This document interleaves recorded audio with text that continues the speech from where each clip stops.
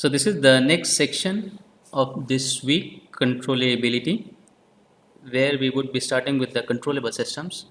And these three main topics we would cover in this subsection. First is the metric test, second is the eigenvector test, and third is the Lyapunov test.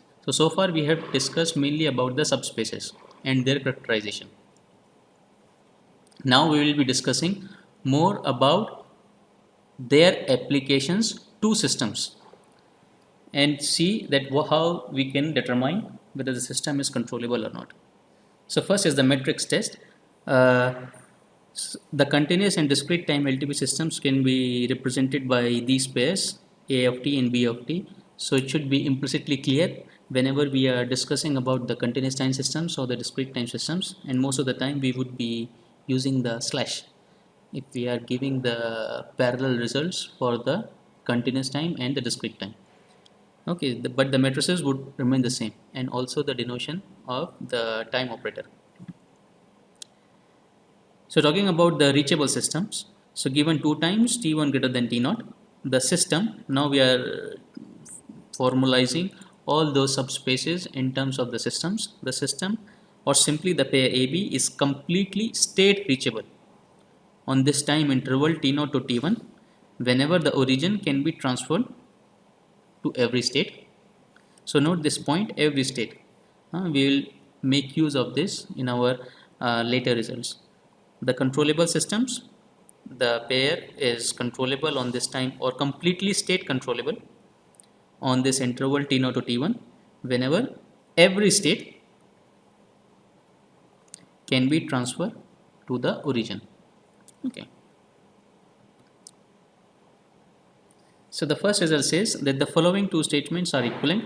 The n-dimensional pair A and B in time for the time varying case is controllable at time t0. There exists a finite time t1 greater than t0 such that the n cross n matrix WC given by this, which is basically the controllability Gramian, is non-singular. Okay, so if you recall that when we had introduced about the controllability Gramian, when we were discussing about the subspaces, we make an assumption that the controllability Gramian is symmetric and positive semi-definite. When a matrix is positive semi-definite, then it is a singular matrix. Now it gives us a strong result that controllability Gramian, if that Gramian is non-singular or positive definite, then the system would definitely be controllable. Okay. So since this is one of the important results, we'll go through a proof of this, and while going through the proof, we will explore other minor results which might be helpful also. So first we'll see the proof of this 2 implies 4, that is to say,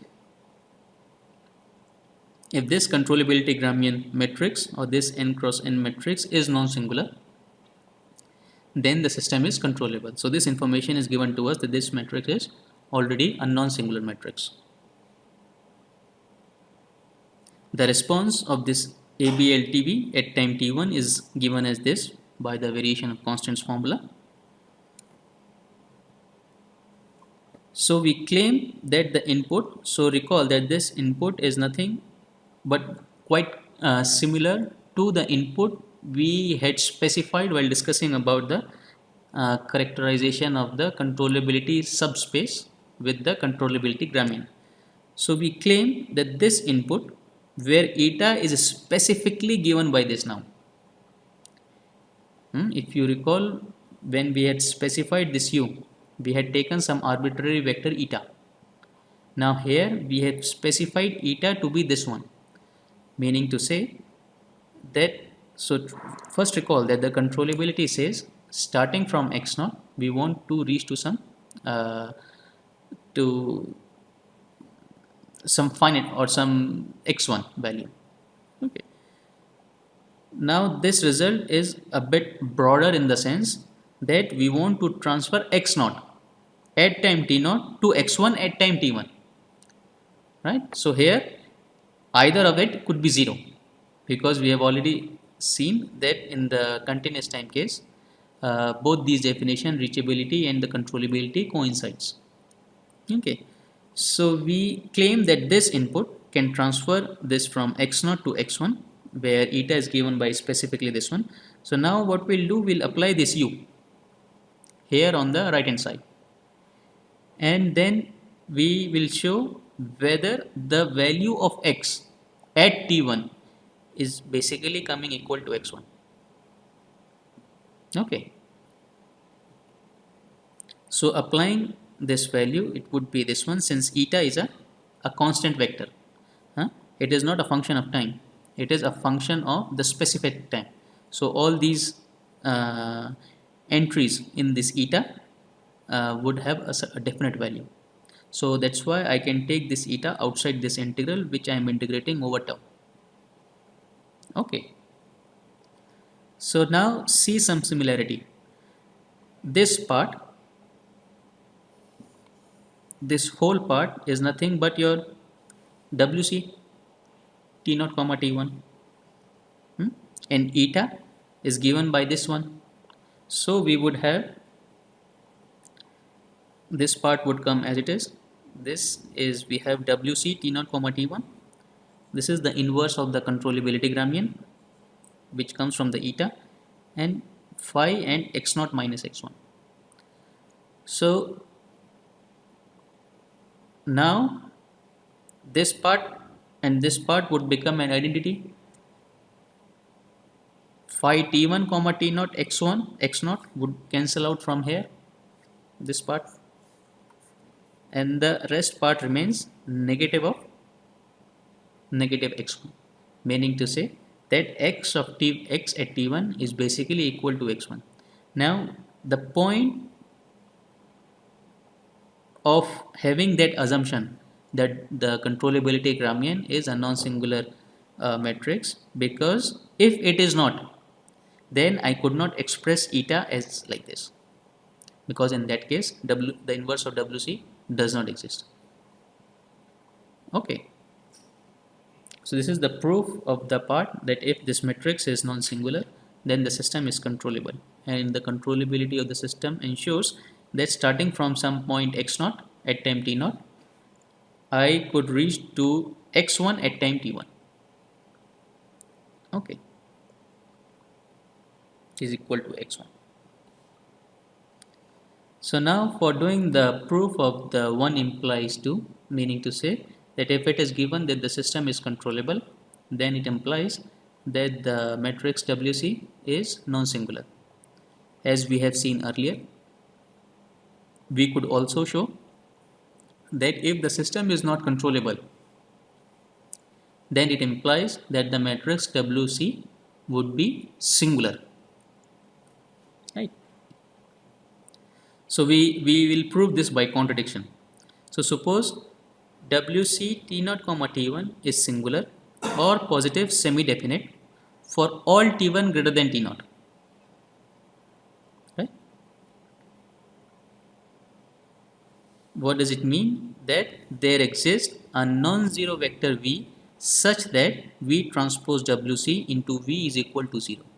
This is nothing but the quadratic form we had studied in the week of stability. Okay, because if this matrix is positive semi-definite, then there exists some non-zero vectors. V is not necessarily 0, but still it could, the quadratic form could be 0.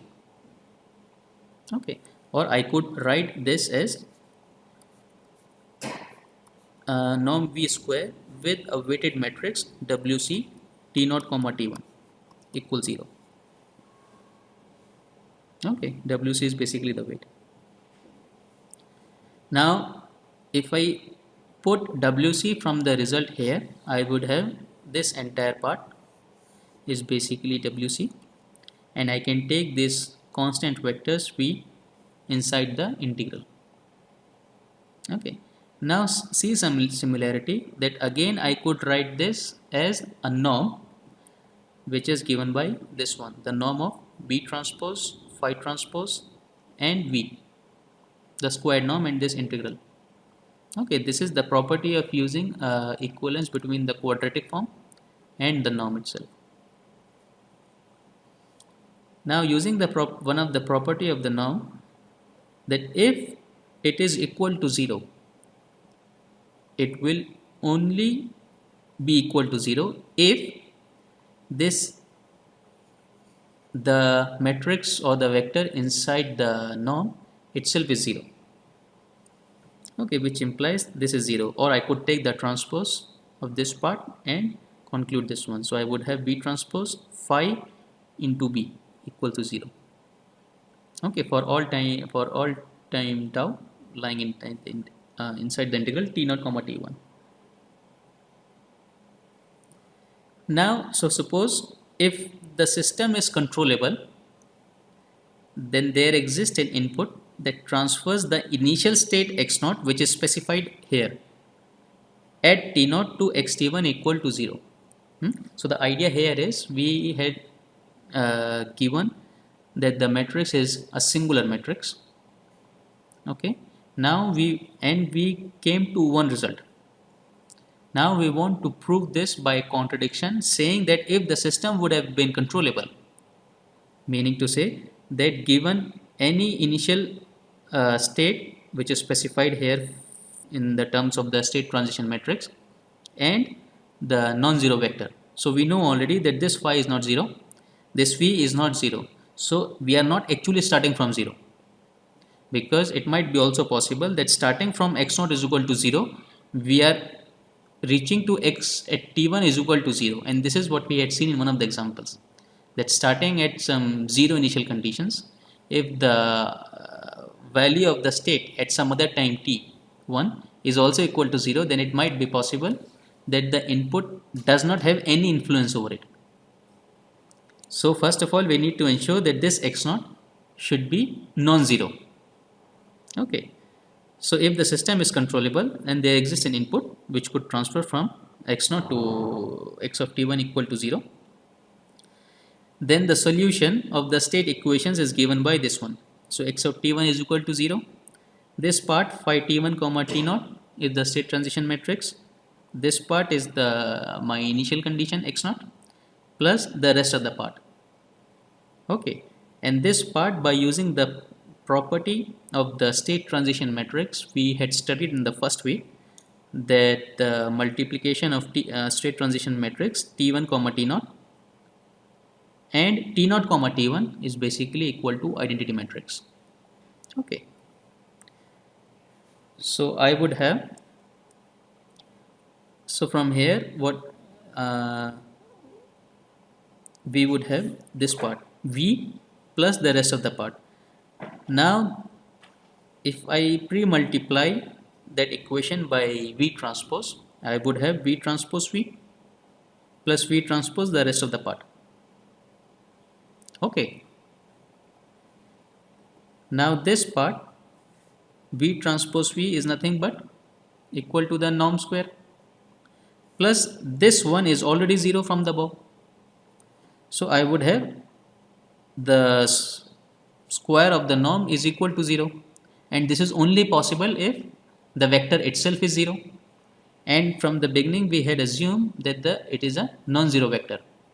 So this was the contradiction, which means that if the system, or sorry, if the controllability Gramian matrix is singular, then it implies that the system is also not controllable. Okay, so this completes the overall proof. So moving forward in this direction, so we had seen that for computing the controllability Gramian, we need the knowledge of the state transition matrix, which may not be available. In fact, we had seen in the first week that there are certain restrictions in computing the state transition matrix, and only for specific structure of the A matrix sometimes it is possible, but for a generic A matrix it might not be possible to compute the state transition matrix. Now if it is not possible to compute the state transition matrix, you cannot compute the controllability Gramian, right? So we need to find some other conditions such that we could escape the computation of the state transition matrix. Okay, so to do this, we require some additional conditions on the matrices A and B. What we require, that we had already assumed that the A, B matrices are continuous, first of all.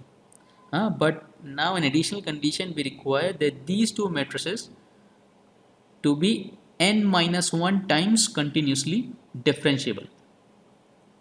Okay, so in order to relax the computation of the state transition matrix, we need some additional condition on the AB matrices to be n minus 1 times continuously differentiable.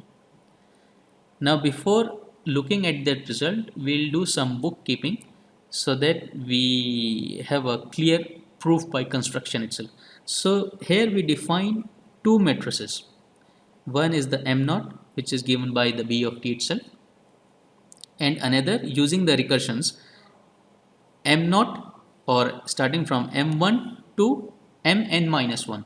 So we compute n matrices basically starting from 0 to n minus 1, and using this equation minus A into mm plus the derivative of mm. Okay, and using these two equations, we would going to state the result which does not require the computation of the state transition matrix. So let's say, so if I write phi t2 comma t for any fixed t2 and multiply it with the B matrix, it is nothing but equivalent to this. Here I just replace Bt by M naught, which was in the definition initially. Okay. Now I use this result that the derivative of the state transition matrix is equal to the negative of the state transition matrix into A of t.